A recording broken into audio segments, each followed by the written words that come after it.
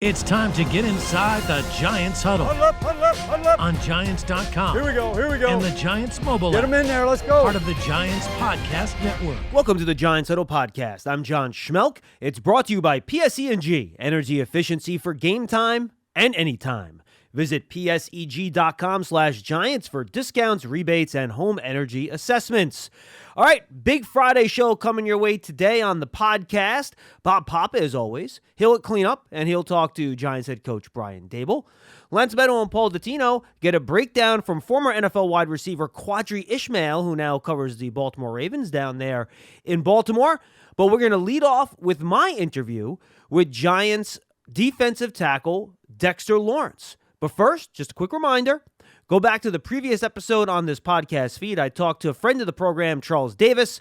He's on the call for CBS on the game on Sunday at 1 o'clock. Gives us some great insight on the Giants, Saquon, Daniel Jones, Wink Martindale, etc. Good conversation with Charles. Make sure you check that out. All right, let's get to the program. I lead off with my conversation with Giants defensive tackle Dexter Lawrence. Dex, how are you, man? Mighty fine. How you doing? I'm mighty fine as well, thanks. Talk about the sack last week. You know, a lot of people on our broadcast, and we've talked about it, thought it was the turning point of the game. Did you get that sense as the Packers were driving down and you really needed to stop there in the second half? I know we definitely needed to stop. They were moving the ball pretty well. And, you know, when I sacked them, I realized it knocked them out of field goal range. Yep. So that was pretty good. You know, definitely brought a huge momentum swing to the team. And, you know, that's my job, just to keep working and to keep, you know, just making plays. That's what the star players have to do. Take us to the play. How'd you do it?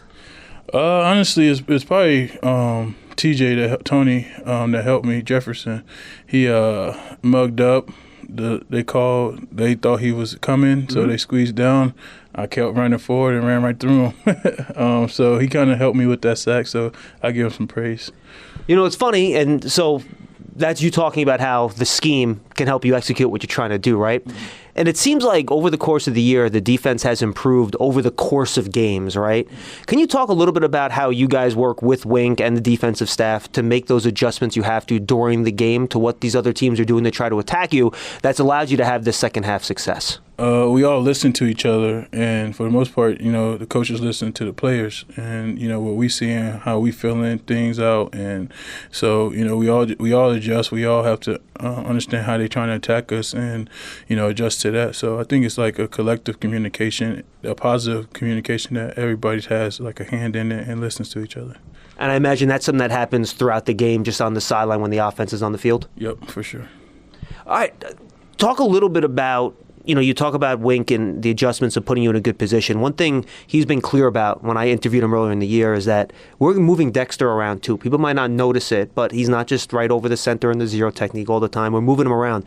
How has his ability to move you around and the way he's moved you around, you think, helped you be a little bit more productive this year? I'd say it just caused a misbalance between the O-line. You know, they think that, like you said, I'm going to be over the center all game, and, you know, we move around a lot. You know, we show different people coming different ways, but we're still doing the same thing.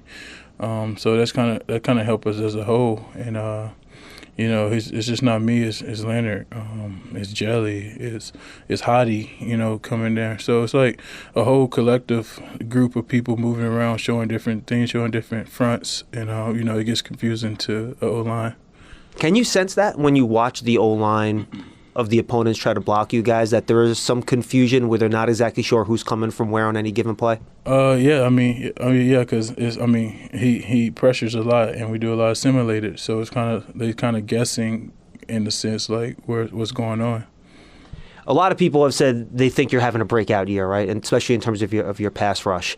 I always like to ask players this because I asked Andrew Thomas this last week if he's having a breakout year. He goes, "I thought last year was my breakout year." So I'm curious. When you watch yourself and you've kind of taken in what you've done the first 5 games, do you think you're having a breakout year? I can't say that. You know, I feel like I've always been kind of productive, you know, in rushing the passer or stopping the run.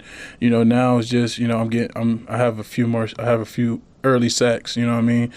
It's still early in the season, and I'm still, you know, trying to craft my technique and things like that. So I won't say it's a breakout year. You know, things just, you know, sacks are just coming to me now. You know, I'm kind of just, finishing rushes. That was a big goal of mine, just winning at the top and not slowing down and accelerating my feet. So, I wouldn't say it's a breakout. It's just more, things are just going my way.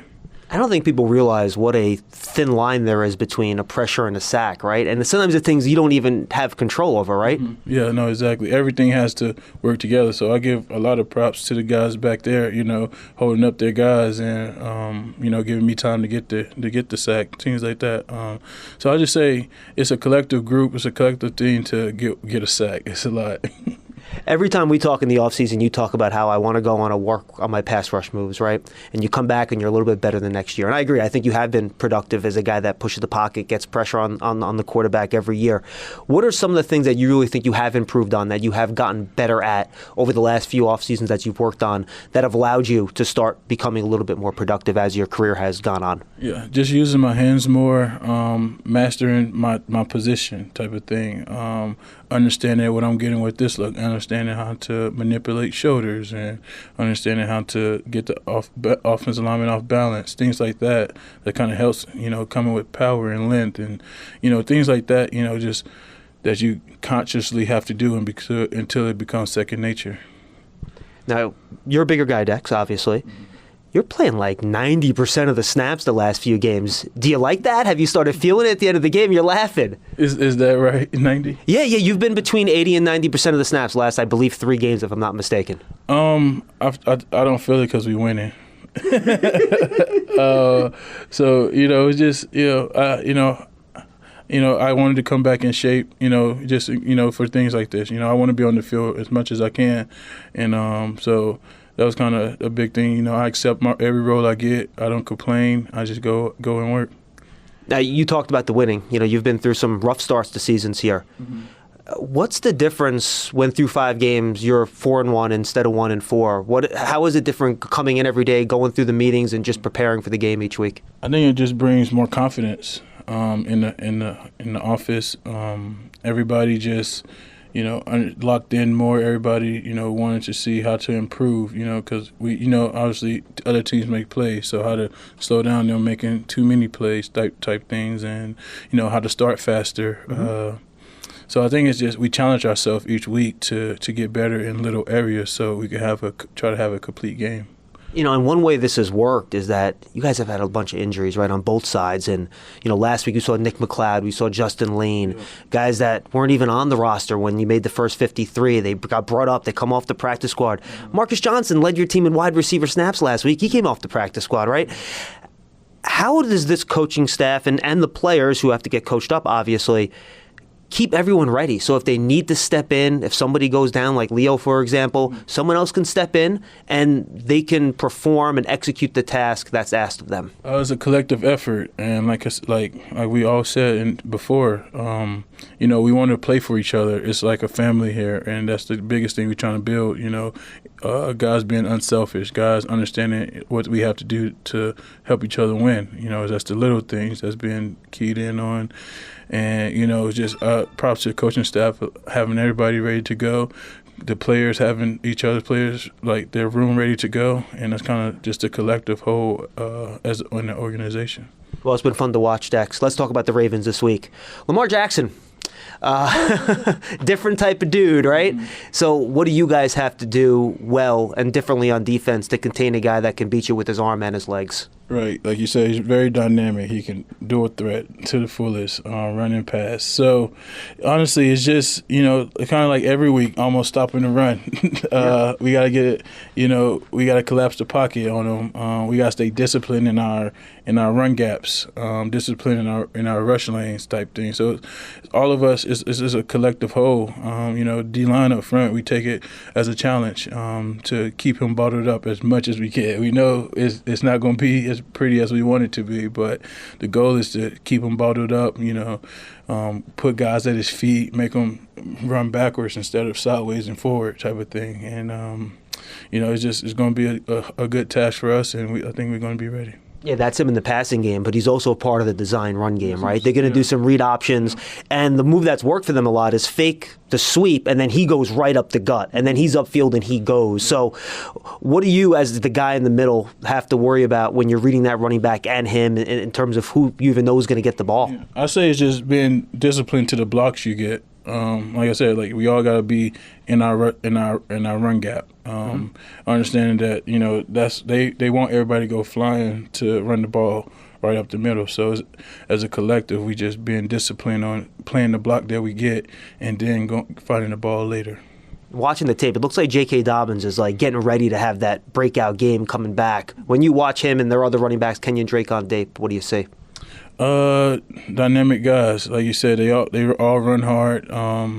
It's like every week, just getting 11 guys to the ball. Trying to get the ball up off him. Make him stop his feet at the line of scrimmage, and started to let everybody come and get him. They guys that can break for a good size run. But at the same time, you just got to be disciplined in our gaps, because he can pull the ball anytime he wants it. How big will it be if you get Leo back this week? Really huge. He holds it down in the middle along with me. That's my brother. I know he's been hurting a little bit, so I'm sure he's going to be excited to come back when he does, and it's going to be a good thing. Get a lot of guys, start to get the defense complete. Two fun things before you say goodbye. What's been the feedback on the sack dance? Mostly positive? Oh, definitely positive. You don't see too many big guys move like that, so it's been positive. Yeah, and the good thing, too, your teammates gave you some space, right? Because a lot of times you start to dance, they get in the shot, you can't really do what you want to do, but they gave you some space there, right? Yeah, I don't think they want me dancing on them, that's why. It's great point. Number two, I'm not sure how many people outside the organization know this, but you're a big dog guy, right? You have a lot of dogs at home. Tell the folks about all your beautiful dogs. Oh, man. So we got Maya, Koa, Reese, Atlas, and Caesar. 5 of them. They run us up the wall, but they good dogs. One slept in the room last night with us, so it was cool. Bulldogs, right? American Bullies, yeah, XL. So, yeah, it's going well. They're my babies. Good stuff, Dex. Best luck this week against Baltimore. Thank you. The Giants' official connected TV streaming app, Giants TV, brings original video content and game highlights on demand and direct to Big Blue fans. Giants TV is free on Apple TV, Roku, and Amazon Fire TV, plus the Giants mobile app. That was Giants defensive lineman Dexter Lawrence. Fun chat with him. Now let's turn our attention to the Baltimore Ravens and the opponent this week. Qadry Ismail, former Ravens wide receiver, Vikings wide receiver, among other things, brother to Rocket. Our very own Paul Dottino and Lance Medow broke down everything Baltimore Ravens with him. After a trip across the pond, the Giants return home to host the first-place Baltimore Ravens out of the AFC North. To get more into the Giants' opponent this week, we are joined by a man who played 10 seasons in the NFL as a wide receiver, helped Baltimore win the Super Bowl following the 2000 campaign. He now serves as a Ravens pre- and post-game analyst for WJZ-CBS in Baltimore. None other than the missile, Qadry Ismail. Qadry, you got Lance Medow and Paul Dottino here on Giants.com. Greatly appreciate the time. Hope all is well. How's everything on your end? Lance, Paul, things are well. Football season is knee-deep underway. All the subplots and stories and the games themselves, it's making for a fun year. It is indeed. And speaking of the subplots, that is a beautiful transition to where I want to start this conversation off, Qadry, because the biggest subplot of all is going to come to the forefront this week. Wink Martindale going against his former team. And then clearly there's a lot of people in Baltimore that are very familiar with what Wink loves to do on the defensive side of the ball. So everybody's trying to make sense of strategy-wise. Who has the advantage? Is it Wink? Is it everybody on the Ravens side? How do you see the game of chess that will ensue this weekend between the Ravens and the Giants from that standpoint? Yeah, I'll throw another little chess piece in there and talk about the night that is the new defensive coordinator, Mike Macdonald, who was a disciple of Wink Martindale, who went to Jim Harbaugh, and he was his defensive coordinator up at Michigan before John Harbaugh scooped him back up when they parted ways with Wink. And now Macdonald has pretty much a lot of the same calls and the defense is it's very identical. Now, what makes it different is the fact that you got two different personalities, and Wink, obviously, and how he likes to call it a game plan compared to what Mike Macdonald likes and prefers as far as his game planning. But yeah, I think it'll be interesting, from an offensive standpoint, because you're gonna know Wink's kind of tendencies and personality, but he can throw a wrinkle in there. I think for the defense, it's trying to maintain their poise, because I think for Daboll, I don't think he really cares. He's going to do what he's going to do with his offense, and you're going to try to stop him.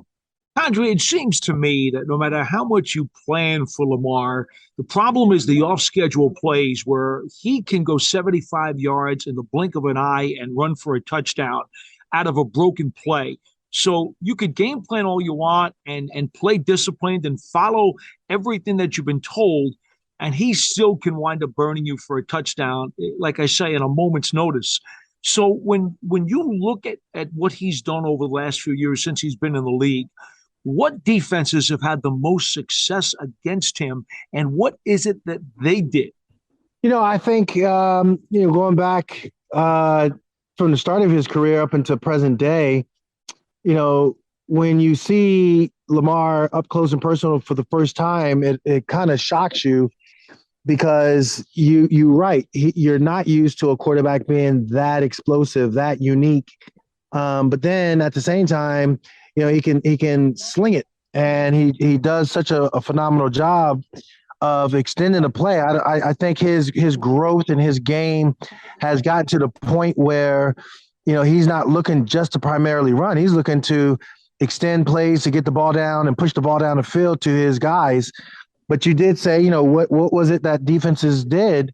We've seen defenses do a lot. And one of the ways I say, the Miami Dolphins last year, they decided, okay, we're going to line everybody up on a line. We'll momentarily confuse your line as far as, 5-man, 6-man pressure. We're going to man up guys across the line and just bring pressure, but also that man-to-man speeds the clock up of the receivers. Let's see how you guys can handle the poise. They didn't, and Miami got the best of them. I think at the same time, you look at games, say the Tennessee Titans, where they would bring in an extra defender and play that big nickel, if you will, and kind of almost spy Lamar. So you would have assignment football, but you're also having that spy on Lamar. And again, it would lend itself to, the off-schedule throws is one thing, but what has made this offense so well is that first down, now all of a sudden it's 2nd and 2. Well, I think those teams that were able to get them in 2nd and 13, they wound up having a better chance of success, because now it's 3rd and 8, because they even did a better job of stopping that run that has been so dominant. And then when you try to throw the ball, it causes some advantages to the defense, if you will. And I think that's what has helped teams. But I will say, yes, Lamar is a great job of, okay, you are going to do that. Well, in the game of chess, you also have to have your counter moves. I think we've seen them employ those counter moves a lot this year. Like I said, in reference to the Miami game, where last year the zero coverage, zero blitz schemes worked. This year they did not, as far as offensively for Lamar. Qadry, you brought up the rushing attack, and Lamar leads all quarterbacks in rushing yards as well as average yardage per carry. Not that that's a surprise, but when you think about these Baltimore teams in years past, it's not only Lamar that you have to worry about, it's a plethora of running backs. That hasn't necessarily been the case this year. Gus Edwards still sidelined. J.K. Dobbins just came back, and clearly they've had some movable parts at left tackle with Ronnie Stanley now working his way back from a torn ACL. So how would you best assess the dynamics outside of Lamar when it's come to the Baltimore rushing attack thus far? Yeah, it's been a work in progress. Because, like you said, those injuries, I think that's what really just set back this team last year. Greg Roman loves running the football. Everyone knows it. Here in Baltimore, he's kind of a lightning rod. People love him or hate him. There's no real in between. He can have a great game, and people are going to be complaining. Oh, it's all Lamar and no one else. And it could, whatever. So that being said, I think the running backs, and they've done a great job of running back by committee because of the injuries. I think it went from being such a dominant known factor to an unknown factor. Now this year, it is slow treading, but I think it's trending upward when it comes to J.K. Dobbins, who is back and really has shown himself. And you could see why he's so special, because guys who, in their prime, they were looking really good. But, when they came here to Baltimore to kind of fill in the cracks because of the injuries, they just weren't the same backs. Now, for what we've seen with J.K., there's just a different sense on the field. Makes guys miss. He has that sudden burst up the field, can break tackles. That's what he brings to the table.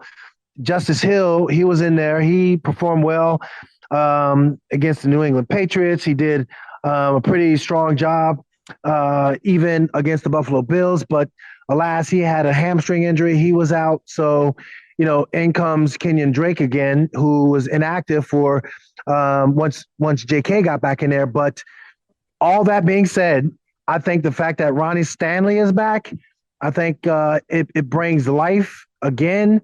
The likes that it reminds me of when they were 2019, when I termed the offense bully ball, when they were just rushing up and down the football field on teams and just manhandling teams, really bullying them by running the ball. I think we saw some of that against their division opponent in the Cincinnati Bengals. How much of an issue is it for their passing game? I know that Bateman's got the foot injury, and it's kind of sketchy as we speak as to whether or not he'll play against the Giants. Well, Duvernay's got great speed, but not as accomplished as a receiver as he is as a return guy. And then you got Mark Andrews, who just does so many amazing things out of the tight end spot. But nonetheless, that does seem to limit their passing game if Bateman cannot play. How much of an impediment do you think that is? Well, again, I guess I got to refer back to the Bengals game, because he didn't play, and Devin Duvernay more than stepped up and answered the call. They used him quite a bit in a variety of ways. He was, the East Coast version of Deebo Samuels. And again, I look at, some of the catches that he's made, some of the contested catches that he's made, that, some people here in Baltimore comparing him to the one free agent great in Anquan Bolden, who was an integral part of the 2012 Super Bowl championship team. But he is, as advertised, real fierce competitor, can run routes and really do a fine job of run after catch.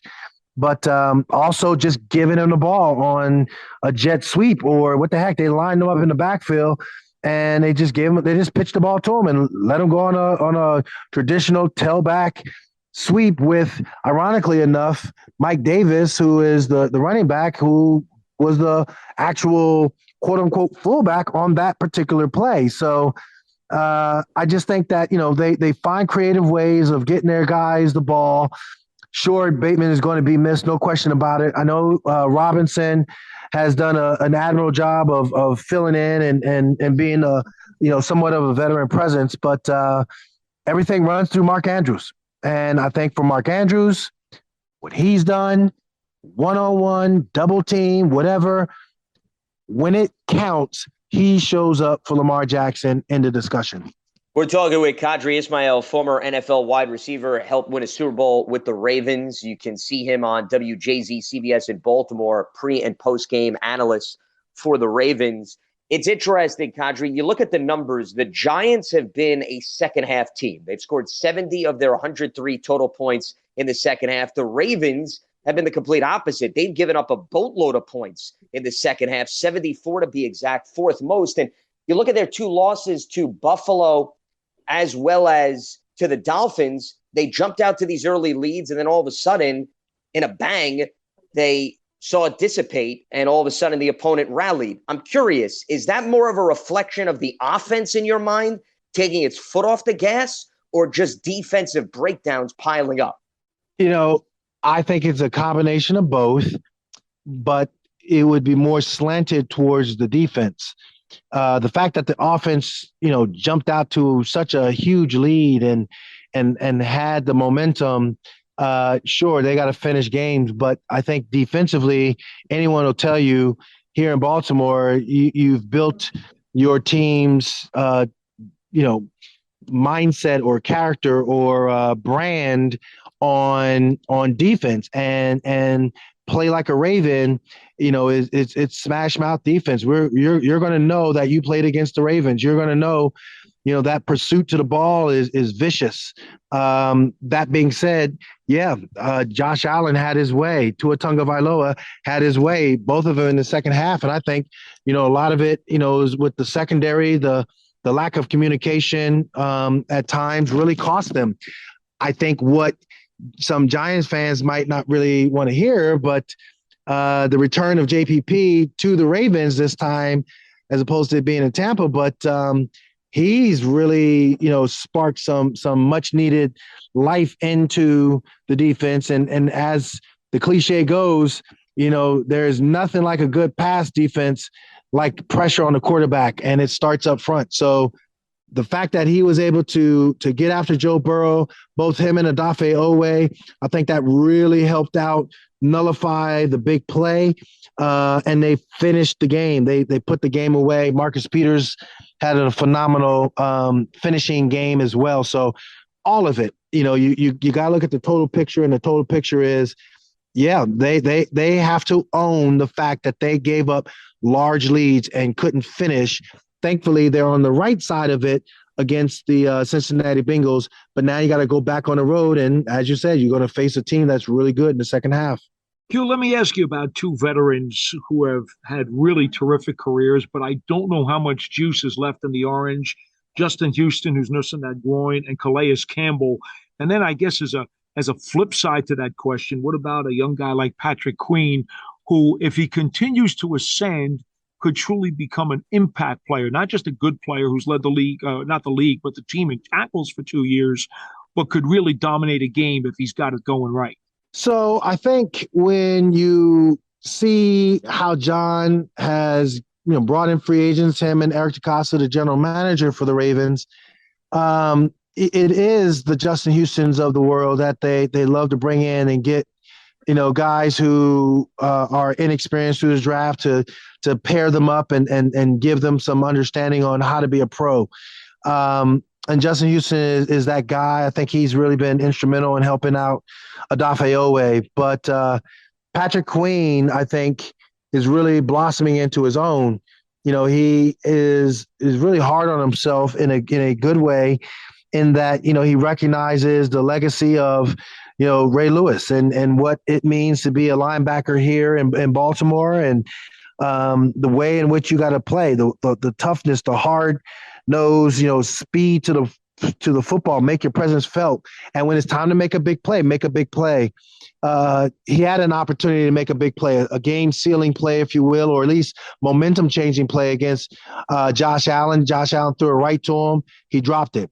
Comes back that week of practice, works incredibly hard, and sure enough, chance favors the prepared, and sure enough, he gets an interception because he was working on his craft and realizing that he missed an opportunity to help his team win. So, I don't know. I think for Justin Houston, he is nursing that groin.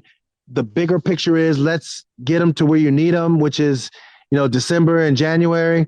I think for Calais Campbell, he's feeling really good and kind of having that fountain of youth. And I think John Harbaugh and company, they do a great job of giving, veterans, that 10-plus year guy, a lot of rest to recover so they can go out there and perform on Sundays.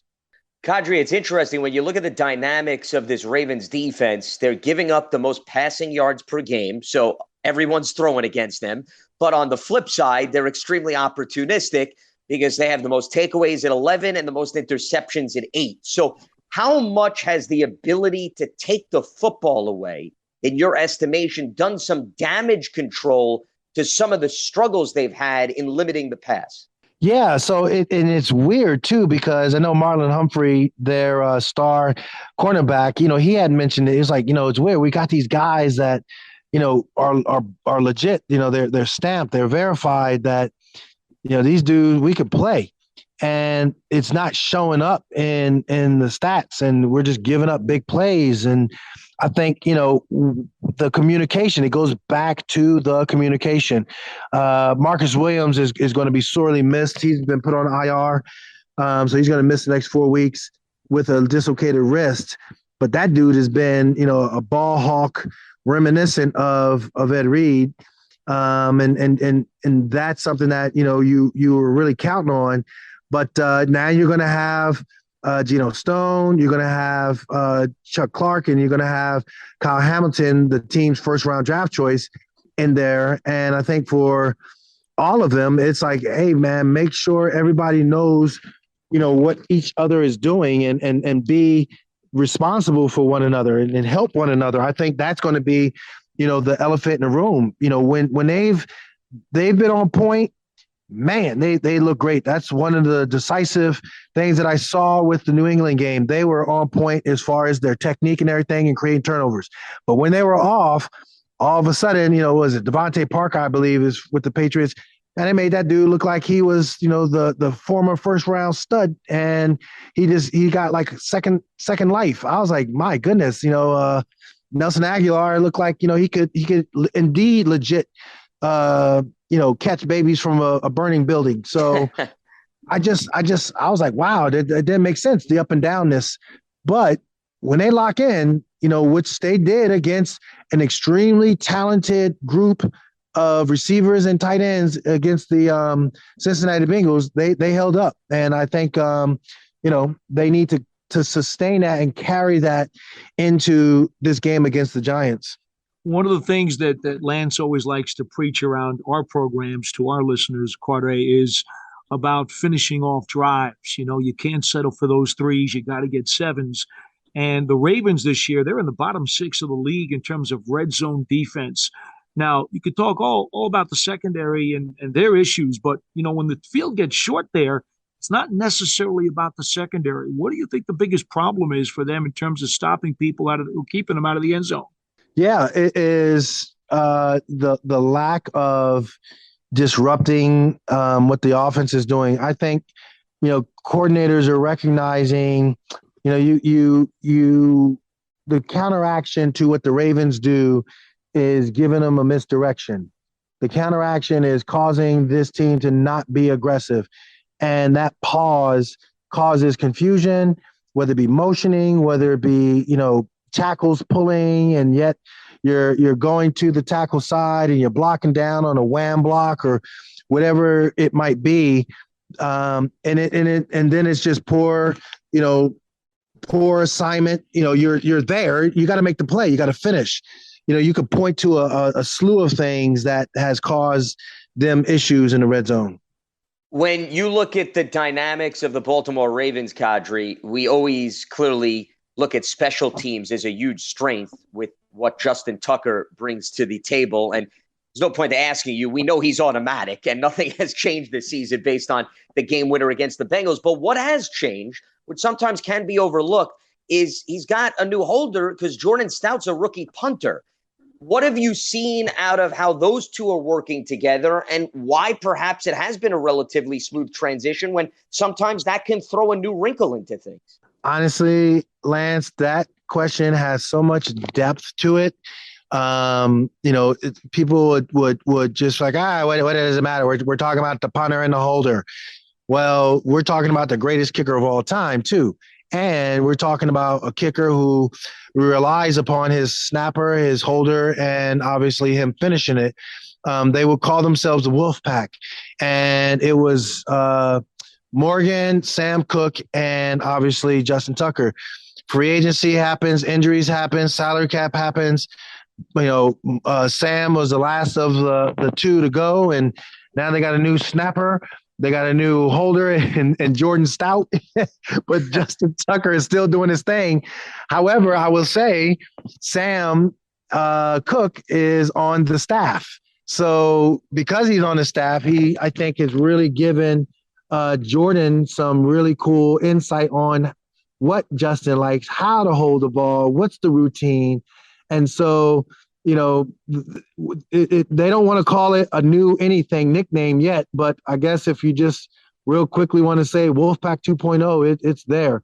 Obviously, Jordan has his responsibilities with punting the ball too, but I am saying that is one of the most just clutch performances I've seen out of the rookie class, and you can probably look across the NFL of what Jordan Stout has done.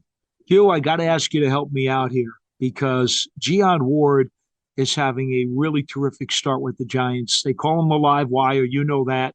He's been a great locker room guy. He's been very, very good at the point of attack and holding the edge against the run game. He's versatile, seems to be a very football smart and astute individual.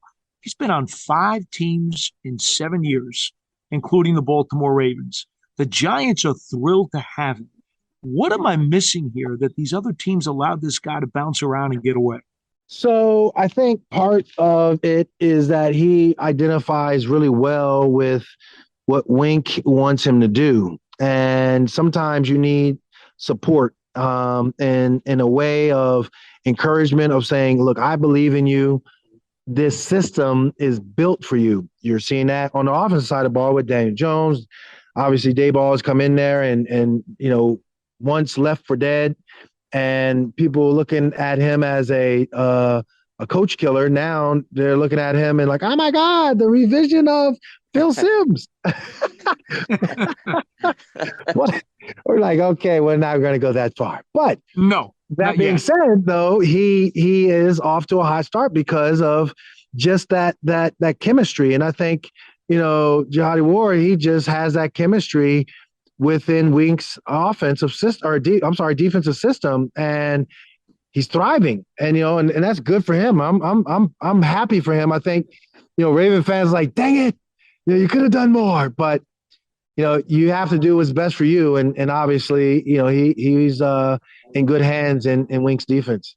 Qadry, before we let you go, in terms of pass rushers that we're talking about and the injury report as we're talking to you right now, still very much up in the air, but 2 guys that started practicing the other day for the Ravens, interestingly, David Ojabo as well as Tyus Bowser. Doesn't look like Ojabo is going to play, but John Harbaugh didn't necessarily close the door on Bowser, who had been on PUP, and he led the team in sacks last season. In the event they can get him back, especially with the way you were talking about JPP's been playing, what do you think that does to the guys up front? Man, I'm telling you right now, that would be so awesome. He's worked his butt off to get back in play with the Achilles, and really credit, Tyus for his mental fortitude. Now, the rotation amplifies, and that's something that, I think you talk about finishing in the fourth quarter. You got guys who can give each other a break. Woo, Lance, I'm telling you, that's where the secret sauce is at, in that fourth quarter, as far as finishing off games. And I think Tyus can be that added depth of talent. It's one thing to have depth. I mean, everybody can, pick up a free agent, but is whether or not that guy can be an impact player. We clearly see it with JPP being an impact player. You bring in Tyus back from injury. I just think it just adds to what the Ravens are trying to do.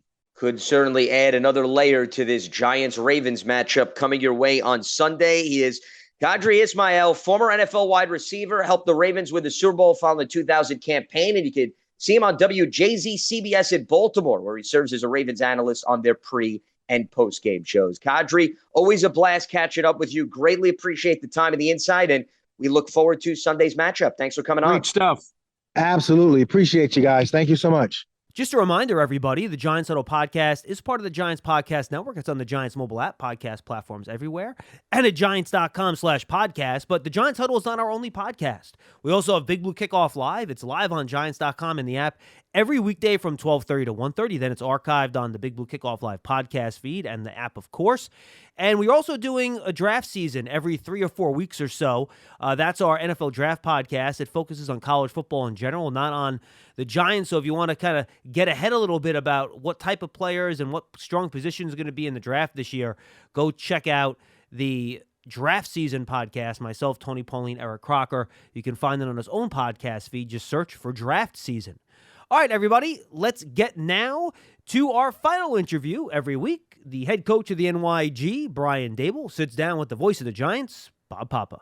We're joined, as always, by the head coach of the New York Football Giants, Coach Brian Daboll. Coach, has the team responded to the long travel back from London and kind of the work that you've gotten in this week? Yeah, we've had a good week. I think the guys came back. We gave them a couple days to kind of rejuvenate a little bit. They got on the film of Baltimore, and then we started practice on Wednesday. They have a good mindset, and we're getting ready to roll. All right, let's talk a little bit about this Ravens team. They can score. They're averaging 27 points per game. Hey, look, they've only had 26 snaps this season when they were actually trailing in a game. So they put points on the board, and I guess it all kind of starts with the quarterback, doesn't it?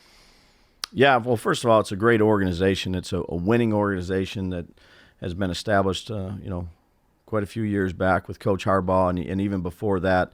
And they play with a certain style, and it's been impressive to have the run that they've had in terms of, winning seasons and playoffs. And obviously Lamar Jackson on the offensive side of the ball really makes everything go. He's a dynamic player with his arm. He's a dynamic player with his legs, and he's a winner. So we're going to have our work cut out for us, with Lamar, but with all the other guys too on offense. Yeah, and their tight end Andrews has been spectacular. He leads all NFL tight ends in receiving yards, and if you go back to last season, and including the first 5 games of this year, he's got the most receiving yards of any tight end in the sport. What makes him so effective within their scheme? Well, one, he's just a good player. He's got very good instincts, good feel in the passing game. He understands how to run routes. He understands leverage. He has good hands. He plays physical when he has the ball in his hand. He's a go-to guy for him in critical situations, and we're going to have to be on top of our game with him. And then, the multiples that they use at the running back, they got, J.K. Dobbins, who was on IR all of last season, so he's kind of working his way back in. But they have a nice complement of rotation guys in the backfield, don't they? They really do, and I think their front does a great job. I think Coach Roman does an unbelievable job of scheming, and there's a wide variety of runs. They're creative, they're very sound, and it's difficult to practice throughout the week because of the amount of things that they give you, whether it's motions, the personnel groups. They bring guys back to create extra gaps.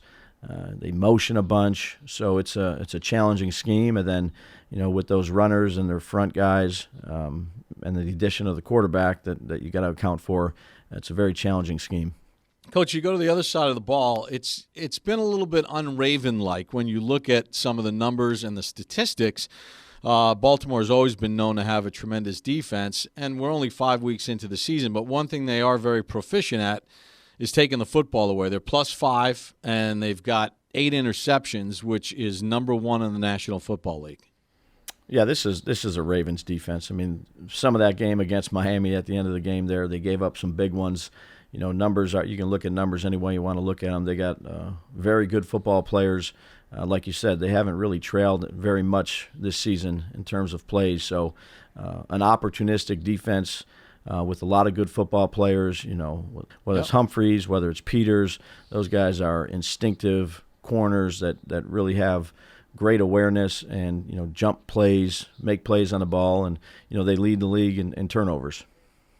Patrick Queen had a big interception last week in the win against Cincinnati. He's a playmaker in that front 7, and then they got some veteran hands there. I mean, Calais Campbell in his 15th year has been a guy that has wrecked games over the years, and they added Jason Pierre-Paul to use in like a sub package, and they really got a lot of talented guys and guys with a lot of experience. Yeah, very very talented. They're big, again instinctive. They know how to play the game. It'll be a tremendous challenge for our offense.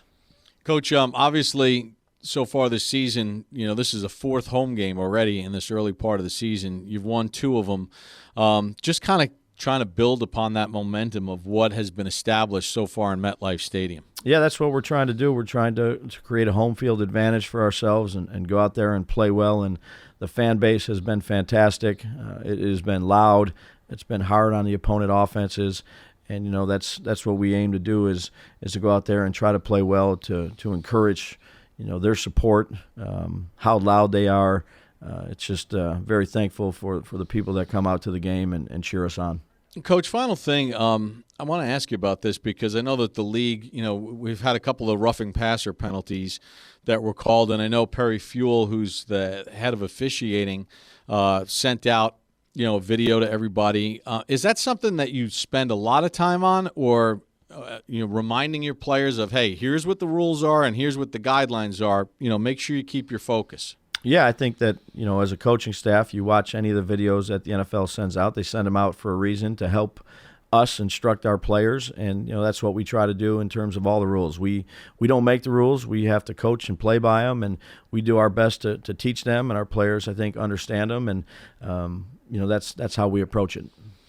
Coach, best of luck. Looking forward to the ball game. Thanks, Bob. Appreciate you. We thank Brian Daboll for joining us as always. Thank you to Bob. Thanks to the missile, Qadry Ismail, Lance Medow, Paul Dottino, and Giants defensive tackle Dexter Lawrence. Thanks for being with us on the Giants Huddle podcast. We'll see you next week, everybody.